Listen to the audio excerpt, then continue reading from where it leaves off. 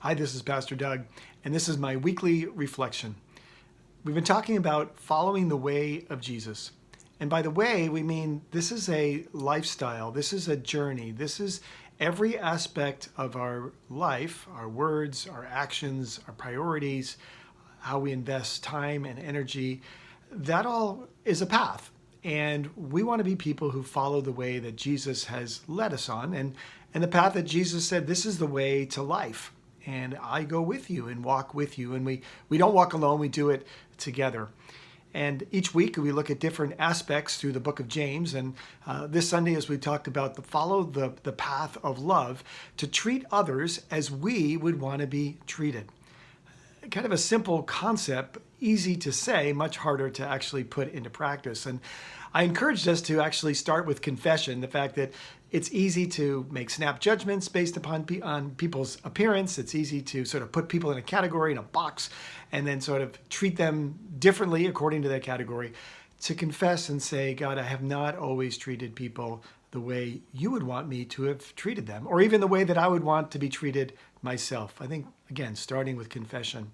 And sometimes we need to actually bring that confession to the other person and say, I'm sorry, I've not treated you well. Would you forgive me? That goes a long way, boy, in building relationships.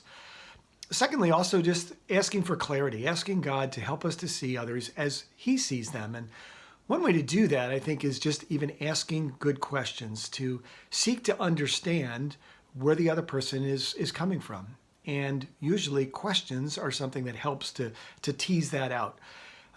Maybe ask more questions in our conversations than just making statements or speaking. And in fact, this week, Sunday, as we continue in our study, we're going to be talking about the tongue and having control and mastery over our tongue and being quick to listen and then slow to speak.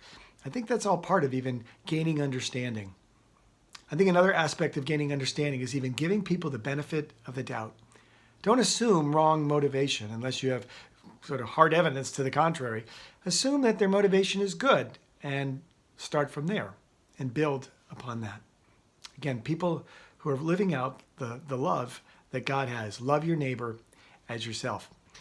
Again, this week we'll be in James chapter 3, looking again at our speech. And James says if you can control your speech, it actually controls every aspect of your life, which sounds really good. I guess it just speaks to the fact how difficult it is to control our words, whether it's the words that we say or the words that we write or we type or we text. So we're going to talk about that this week. Hey, reminder that we are trying to build our staff team at First Baptist. And so we are looking for 2 part-time people to bring on our staff. One is in the area of music, a music director, and the other is in the area of communications, getting the word out of what God's doing among us, both to our community and to be communicating well within the body on what's going on, what are opportunities, how do we stay better connected. So if you know someone who may be interested in something like that, please send them my way. Again, you can reach me on my email, dougd24@outlook.com. Hope you have a great week, and I look forward to seeing you on Sunday.